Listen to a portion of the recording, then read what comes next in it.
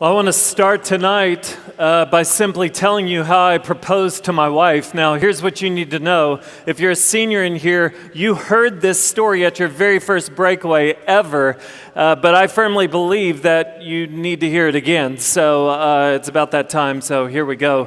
For the ladies in the room, as I'm sharing this story, you're most likely going to find yourself emotionally vomiting, and that's okay. That's what you've been wired to do. Lean into it. Guys, you might just find yourself vomiting, and that's okay. It's what you've been wired to do. But this is how I proposed to my wife. Several years ago, we were doing the long distance thing. I was living in Austin, Texas. It's great. So that's where I was living. Catherine was living in Dallas at the time, and we would travel on the weekends to see each other. And so on this particular weekend, I convinced her that she was going to fly to see me. I convinced her of that by buying her a fully refundable ticket on Southwest.com. I sent her the e-confirmation, then called Southwest and got my money back. On the Thursday before the Friday that I was going to propose, I made my way to Dallas without her knowing.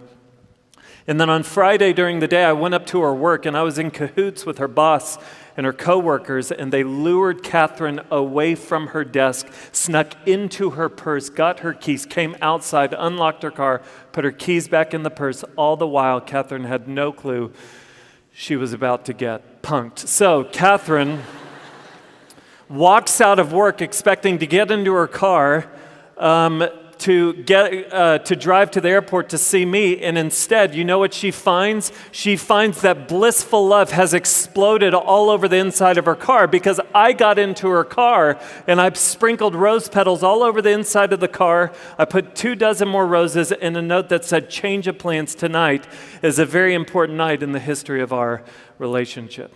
Catherine then drove back to her apartment where I had already been. She opened the door, and there from the front door all the way into the bedroom was a trail of rose petals. So she walked into her bedroom, and there on the bed was me. Not really. I'm so sorry. My apologies. There on the bed was 24 more roses, a dress that I had bought for her, and then a note that said, "See you at 6." Now, ladies, I know what you're thinking. You're like, you bought a dress for her. That is highly risky. What if it doesn't fit? Well, fortunately, Catherine has a twin sister, so I was like, would this fit? Yes, great, good, got it. 6 p.m., Catherine walks out of the apartment. There I am standing, looking amazing in front of a limousine, holding 24 more roses. We get in the limo. We make our way to downtown Dallas, and we sit on the 39th floor of a downtown Dallas skyscraper. We watch the sunset during dinner, and right there in the midst of the sunset, I took her by the hand, and I asked her this question. I said, "Will you please pass the sweet and low?" And she did. I was very appreciative for that. After dinner, we got back in the limo, and we made our way to my cousin's house. Now, I know what you're thinking. Going verse by verse through the Song of Solomon, because God in his kindness has devoted an entire book of his Bible to finding love, making love, and maintaining love. And if you will track with me through the semester, do you know what you will see? You will see that God is all about maximizing your joy and minimizing unnecessary pain in your life when it comes to romantic relationships.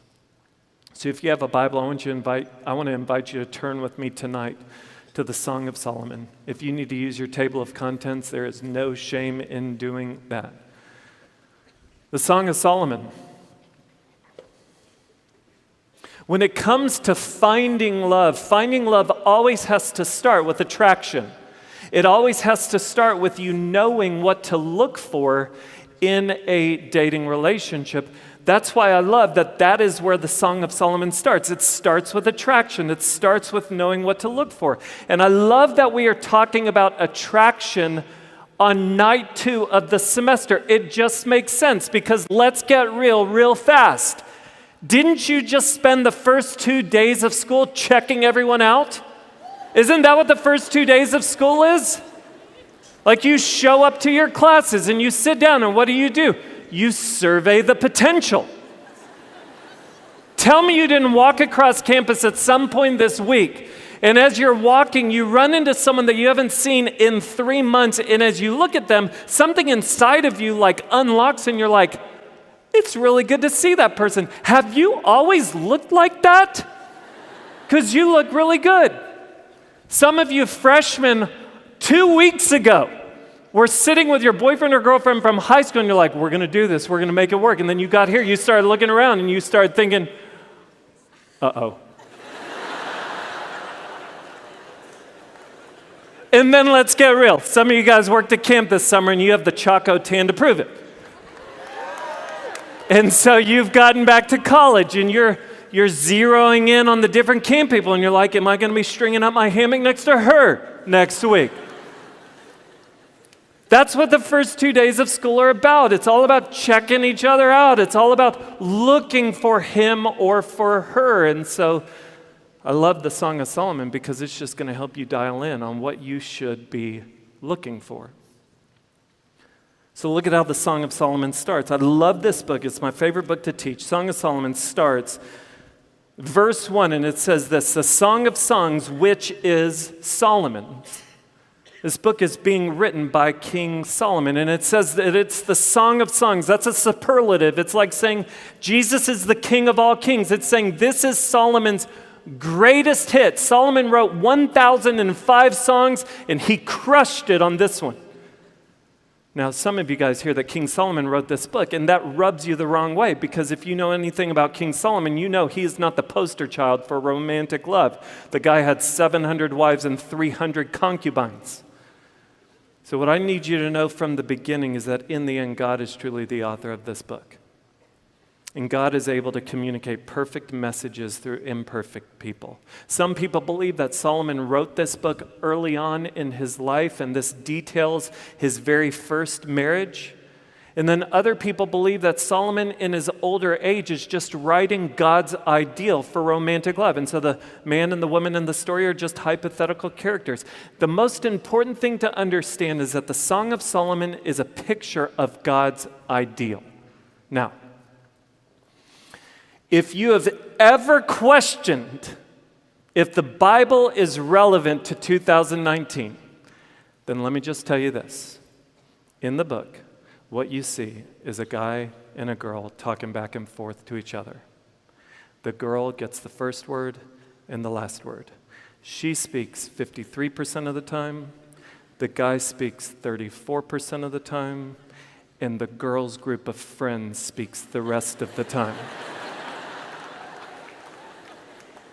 I'm not implying anything, but that is the reality. Verse 2, watch this. This is verse 2.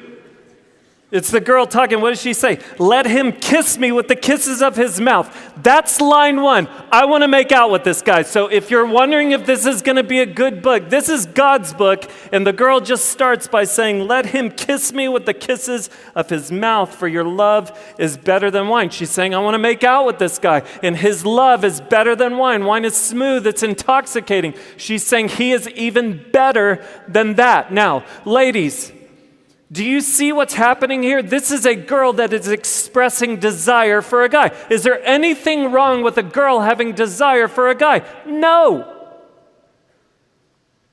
It's not having the desire that's wrong. It's what you might do with the desire that can turn things wrong. Now, guys, how awesome would it be for a girl to talk about you like that? How amazing for there to be a girl to be like, I want him to kiss me with the kisses of his mouth. So, let's just see what this guy has going on in his life that would cause this woman to say this. Look at what she says. She says, your anointing oils are fragrant. Your name is oil poured out. So do you see what she's saying? She's saying to this guy, you look and you smell good. What you need to understand is that in the ancient Near East, they did not have water on tap. So bathing was more of a luxury. People didn't get to do it very often. And so men would use oils and fragrances to mask their natural musk. And some men in here right now are like, the Bible has never made more sense to me than right now. And it's because you bought into a lie. And the lie you bought into is that body spray is a shower replacement instead of a shower enhancement. So let me lovingly speak into your life. No. Now, watch what she says. This is great. She says, Your anointing oils are fragrant. Your name is oil poured out. Do you see what she's doing here? She starts by saying, Solomon, you look and smell good. But then she transitions from his physical smell to the metaphorical smell of his character and reputation, because someone's name in the ancient Near East represented their character or reputation. So what she's saying to this man is, you smell good inside and out. Everything about you draws me in. So I'm talking to the ladies first. Ladies, what should you be looking for in a guy? Let me just give you a vision by sharing this story with you. When my oldest son Noah was born, he was the first grandchild on either side of our family. So when we went to the Christmas holidays, the grandparents wanted to hold Noah the whole time. So there were moments where I would pick up my son Noah, and like a second later, I would get this whiff of old lady perfume. And it was clear to me that Noah had either been with Tata or Nana, one of his grandmothers. And I think about that, and I just say, ladies, that's what you want. When you find a guy, it shouldn't take long when you get around him that you get a whiff that he's been around Jesus.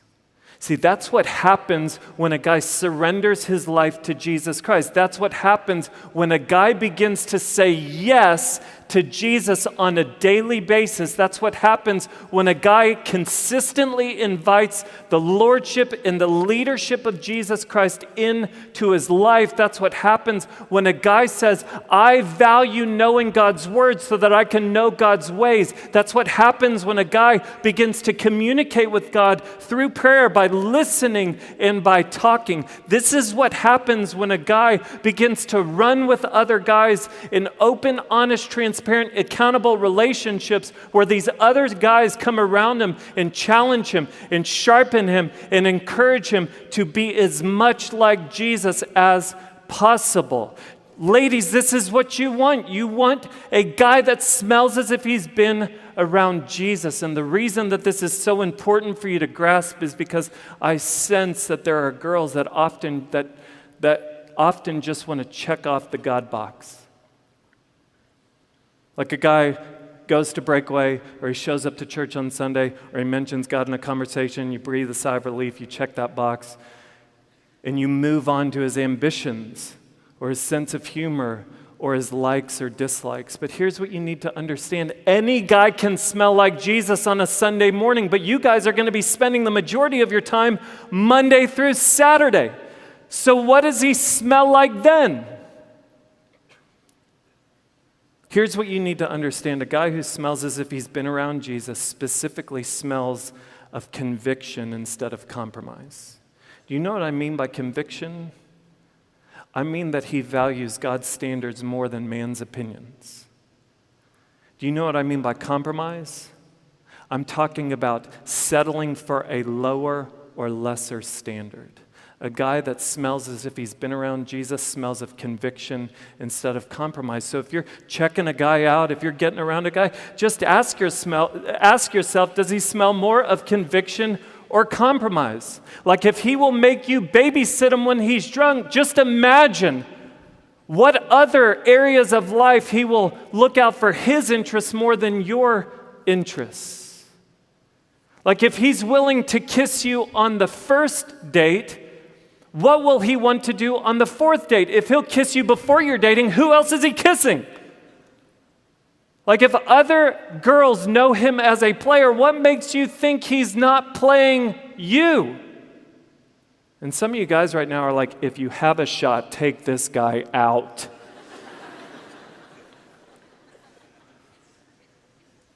But ladies, let me just be honest with you. Let me just tell you what you deserve. You deserve a man of character and integrity. You deserve a guy who will operate in a way that's honoring to you, honoring to others, and honoring to himself. His speech edifies other people. He doesn't cheat. He conducts himself in a way that is honoring first and foremost to the Lord. That's what you deserve. And guys, that's what God calls us to be. And let's just be clear, there is no perfect guy. There is no perfect guy. And so, men in the room, let's just experience the grace of God that we all have areas in our life where there's compromise and we need to grow in conviction. Let's grow together with this. But guys, if you're sitting there tonight and you're listening to me and you're like, I don't agree with this guy, and you want to wander down the path of compromise, that is your decision. But please leave the girls out of it because your choices will devastate. I assure you. So ladies, look for a man that when you get around him, he smells as if he has been with Jesus. Now, look at verse 3. Listen to what it says. It says, your anointing oils are fragrant. Your name is oil poured out. Therefore, virgins love you. Do you know what this girl is saying? She's saying, if I don't lock you up, some other single girl will, because you're the most eligible bachelor in town. And now, verse 4, draw me after you. Let us run. The king has brought me into his chambers. This is a girl just expressing her desire for this guy. And now the girls, the group of friends, speaks in. And guys, this is so important for you to understand. Anytime there is a guy and a girl hanging out, there is always a group of the girl's friends nearby talking about that guy. Like men, when you drop her off at the door, you just need to know that right behind that door is what I call the high council.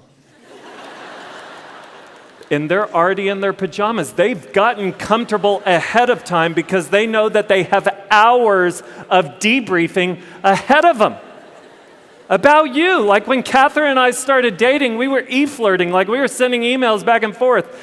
And I found out later, every email I sent was just getting forwarded to all the women in her family. Because that is how it works. Now listen to what the group of friends say. They say, we will exult and rejoice in you. We will extol your love more than wine. Rightly do they love you. You know what these friends are saying? They're saying, we approve. This guy is a good guy for you. We've been around him. We smell that he has been with Jesus. We agree with your decision. Unfortunately, some of the girls in here buy into what I call Akon theology. A guy named Akon sang a song a long time ago where he said this: nobody wanna see us together, but it don't matter, no. Let me just be real with you.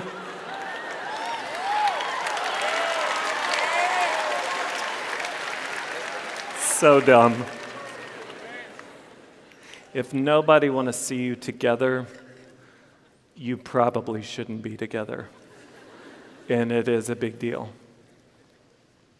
Because here's the thing, if you have friends in your life who love you and care about you, and they're saying, we don't see this, like this isn't a good thing for you, do you know what they're saying? They're saying, we see the way that he treats you. We smell the way that he smells. Like we see how he promotes insecurities in you. We don't trust him because of the way that he conducts himself on the weekend. And if you sit there and you either avoid your high counsel, or here's what you say to your high counsel, you just don't know him like I know him. Do you know what has happened in your life? Your guy reeks and you've just gotten used to his smell. And if you stay with him long enough, I tell you the truth, your life will begin to reek as well. It'll reek of insecurities, it'll reek of drama, and it'll reek of compromise. And so some of you just need to hear kindly and lovingly, it's time to get out. And guys, some of y'all don't want to hear what I'm saying, but let's just be real. God is calling us to more, and it's a noble calling.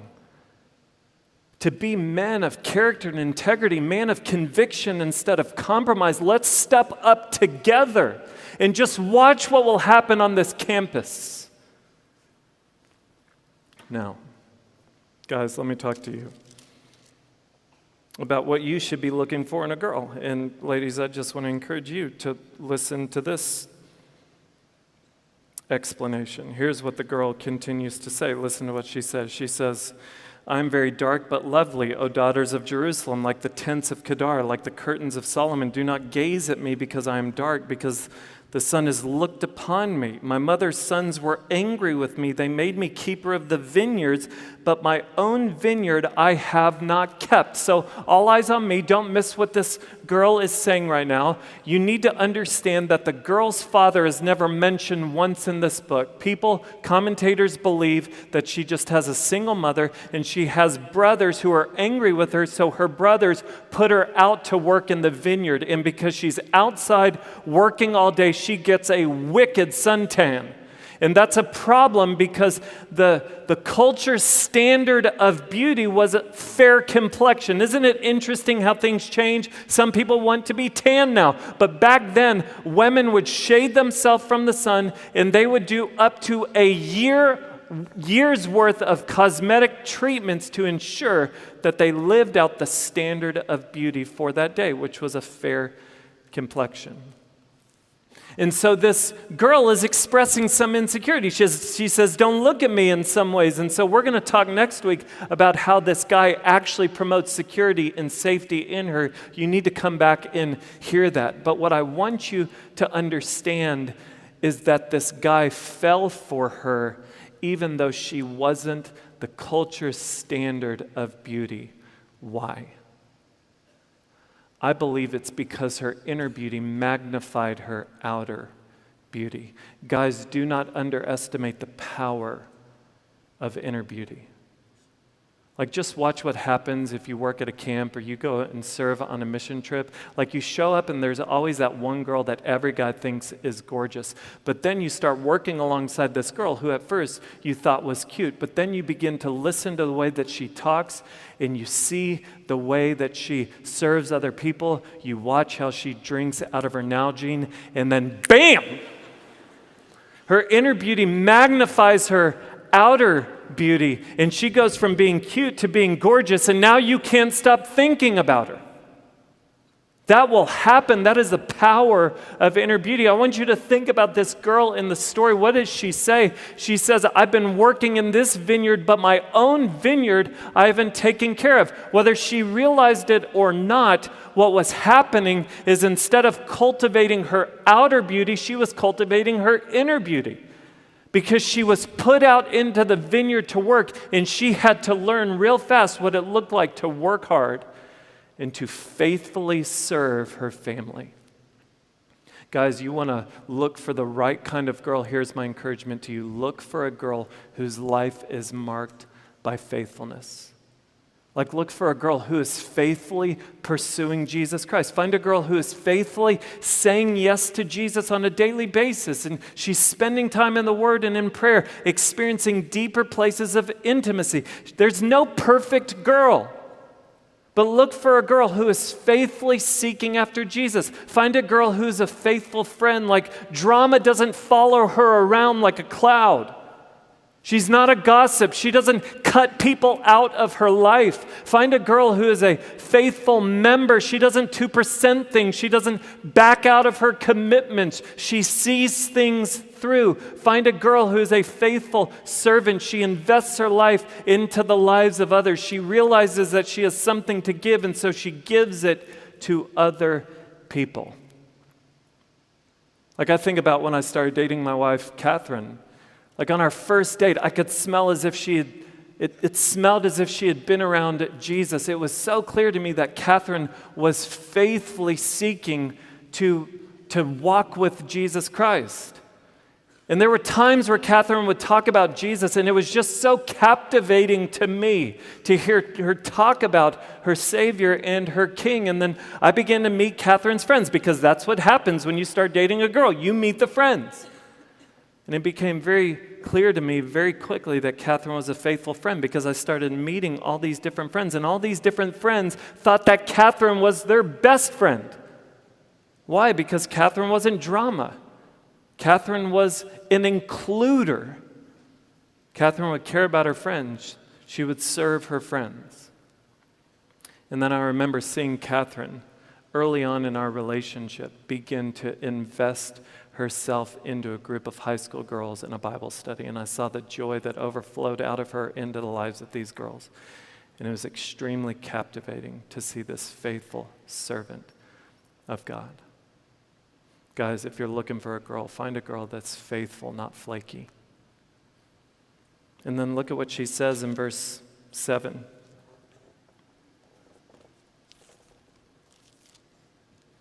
She says this, "Tell me, you whom my soul loves, where you pasture your flock, where you make it lie down at noon. For why should I be like one who veils herself beside the flocks of your companions?" Do you know what this girl is saying? She's saying, I want to meet up.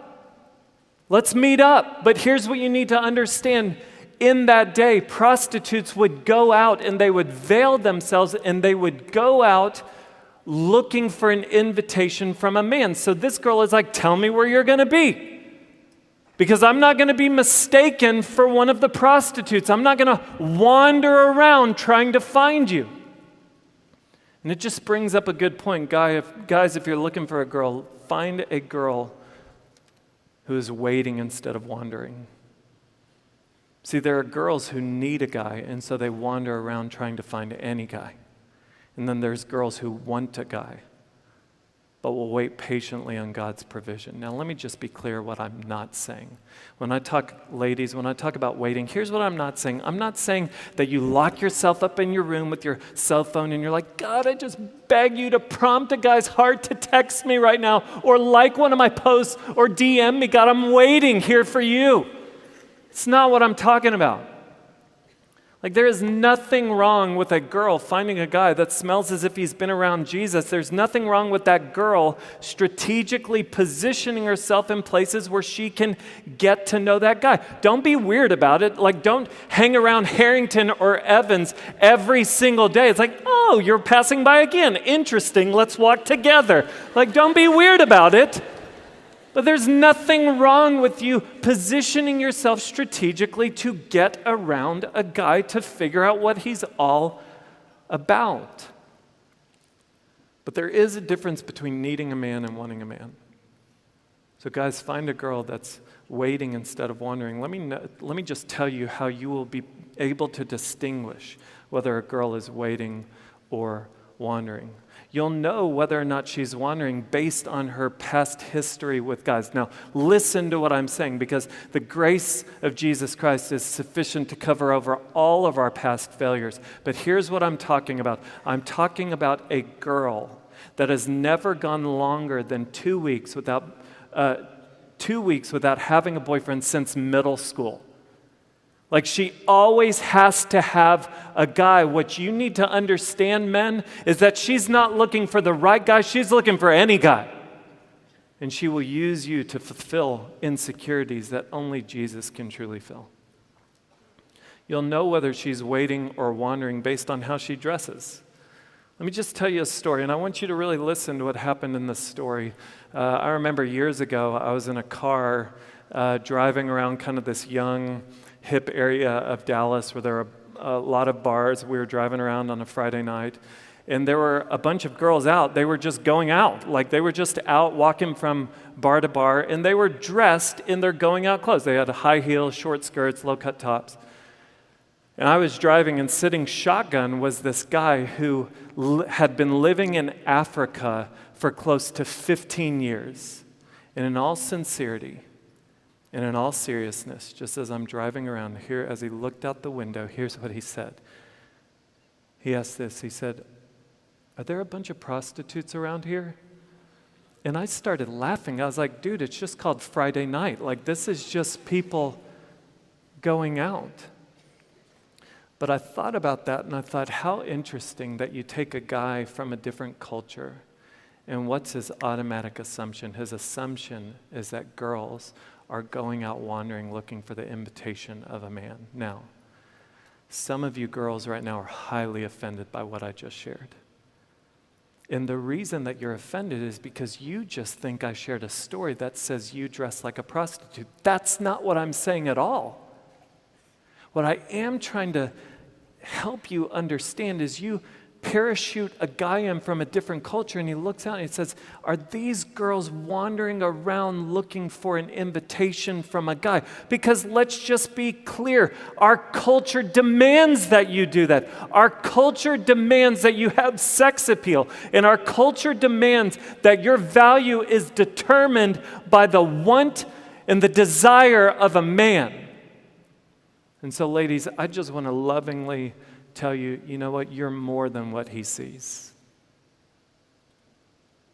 And you don't have to give sex appeal to get value. You're more than what he sees. Some of you guys are offended because you're convicted, and I just have to let you sit with the Lord on that. Guys, you'll know if a girl is wandering or waiting based on the emotional and physical boundaries that she has in her life. Like, you want a girl that you wouldn't even dare kiss on the first date because you know you get slapped. Like, you want a girl that won't just let any guy kiss her, and she won't just let any guy put his hands all over her body. You want a girl that won't just give her heart to anyone. You want a girl that if you were to say, I love you, in the first few months of dating, she would simply say, thank you. Because she knows that she's a person of value, that she's a daughter of God.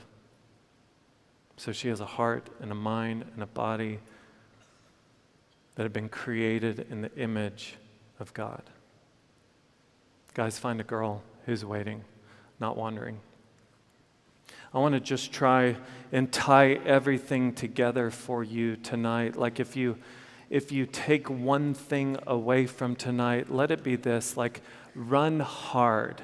Run passionately and wholeheartedly with Jesus and toward Jesus and all that he desires for your life. That's the best thing you can do. So I'm going to invite my friend Kaylee, if she'll come up and join me on stage. And Kaylee, here's what I'm going to ask you to do. I'm just going to ask you to give us a physical representation of what I just talked about. So I'm just going to ask you to start running in place. And this is to serve as an image of Kaylee running passionately and wholeheartedly with Jesus and toward Jesus and all that he desires. This is the best place for you to be this semester.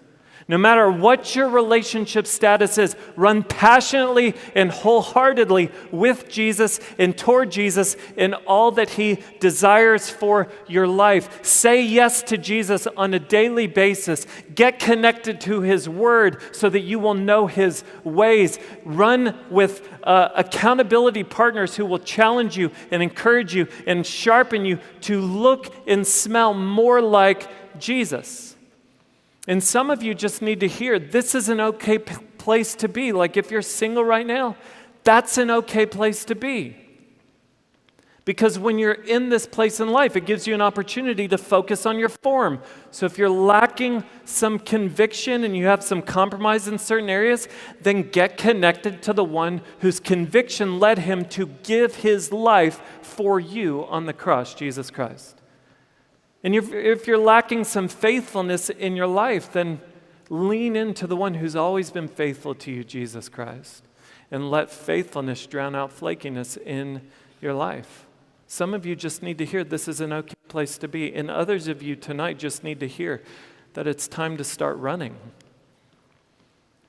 Like, you don't have a relationship with Jesus Christ. Maybe you've known about Jesus, but you've never taken a step to know Jesus. Jesus Christ tonight on the second day of school is inviting you into a real, enjoyable, personal, authentic relationship with him. Would you say yes to him and begin an eternity-long journey running with him? Now, Kaylee, I want you to know you've got some options, so let's just bring up Kaylee's options right now.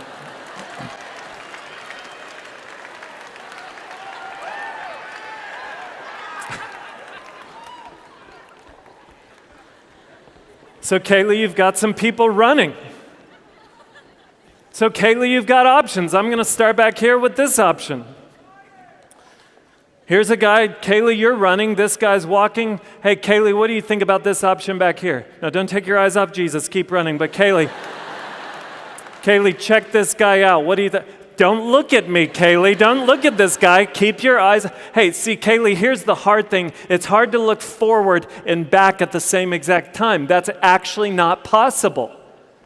So it's important for you to realize that if you're running towards Jesus and there's a guy or a girl, and just to be clear, this isn't just an illustration for girls with guys. Guys, you have to flip this because this could be a guy up here surrounded by girls. Some of you are like, please make that a reality for me. But what I need you to realize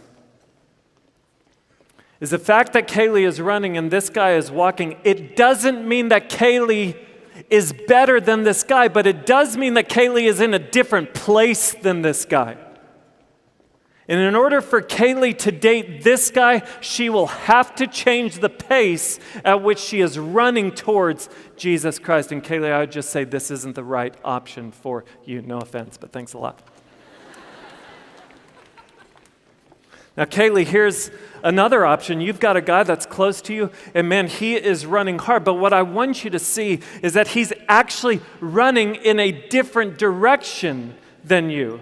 What you're running toward and what he's running toward are actually two totally different things. And so you need to understand, Kaylee, that there are going to be opportunities for you as a follower of Christ to date people who aren't followers of Jesus Christ. And that's a big question that I get asked from guys and girls. Is it okay for me as a Christian to date someone who is not a Christian? Here's what I need you to understand. What is most important to you is not most important to them. And what's most important to them is not most important to you.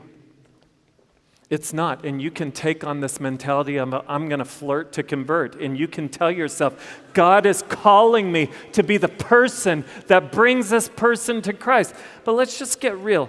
Has God called you to do that anywhere in this word? He's actually called you to do the exact opposite. So maybe you feel like God's calling you to do that, but let's just get real. Feelings are real. They're just not always reliable.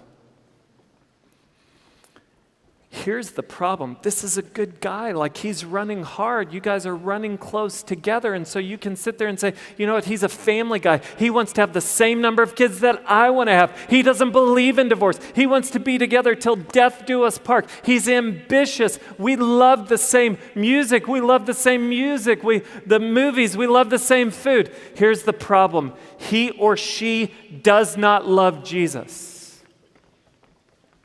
And what just seems like a slight difference in direction now, I just need you to play out these trajectories over 50 years. And what seems like a small difference now becomes a large one over 50 years. And my fear is that you'll spend more time in marriage praying for your husband than with your husband. So Kaylee, I'm telling you, he's not the right option for you. Now, Kaylee, you've got these options. I mean, look at these guys. And here's the cool thing, Kaylee, they are running in the same direction at a very similar pace to you. So these are good options. And so here's just the encouragement. You know what? Run wholeheartedly and passionately towards Jesus, and then look to in your periphery, and whoever you can see in your periphery, that becomes a good option. And let's just get real fast. And I'm really speaking to the people who are thick into the Christian bubble in here. You don't have to look for the one. You can just look for one who is running at the same pace in the same direction. And you need to know, like, okay, this guy's a little bit behind Kaylee. This guy's maybe a step ahead. Like, let's not do the stupid judgmental thing where you're like, okay, like he's only in 3 Bible studies instead of 5, and he didn't raise his hands in worship, so I'm wondering if he's walking away from his faith right now. I just don't know. Maybe I should confront him and bring 2 or 3 others with me and then tell the church. Stop. That's so dumb. Don't get weird about it. You have options, and don't complicate. I like to tell people, you know what, if you guys are running in the same direction at the same speed and you can laugh together, you might have found something. And so you don't have to find the one, just find one. Sorry, it didn't work out for you, man.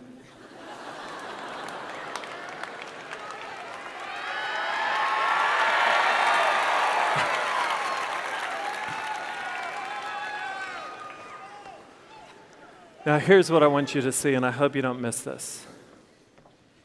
Like, I don't know what your reality will be this semester. Like this could be your reality. Maybe you will find someone this semester. Maybe you will be running towards Jesus. You'll look to your right or your left and you're going to find a guy that's running. And you know what? God's going to bring you together. And you know what? If you find someone this semester, you've found a good thing. Like you've found a God thing. But you haven't found the ultimate thing. Because you haven't been made first and foremost for a guy or a girl. You've been made first and foremost for Jesus Christ. That's actually the point of your life, to know him and make him known. Like, I don't know if this will be your reality. But here's what I'll tell you. Whether this is your reality or this is your reality this semester, you know what doesn't change? You never stop running. Whether you meet someone, when you meet someone, you don't stop running and say, oh, finally the race is over. That's not what you're running for in the first place.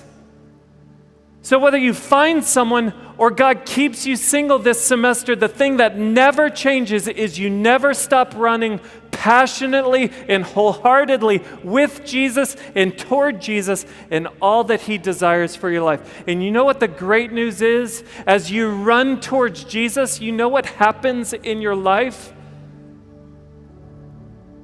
Faithfulness begins to increase. Flakiness begins to decrease because you get around the one who's always been faithful. As you run towards Jesus, you know what? Compromise goes down. Conviction goes up. The longing to wander goes down. The need to wait increases. You know what really happens as you passionately follow Jesus Christ, as you chase after him? You begin to smell as if you've been with Jesus. And the reason that that's such great news is because we're talking about finding. We're talking about looking for the right person. We're talking about what to look for in the person that you're trying to date. And what I need you to understand, and what I've come to realize, is when it comes to finding love doesn't begin with looking. It begins with becoming. So as I heard right here in Reed Arena from the founding director of Breakaway, Greg Mott, you know what? Become the person that you want to date.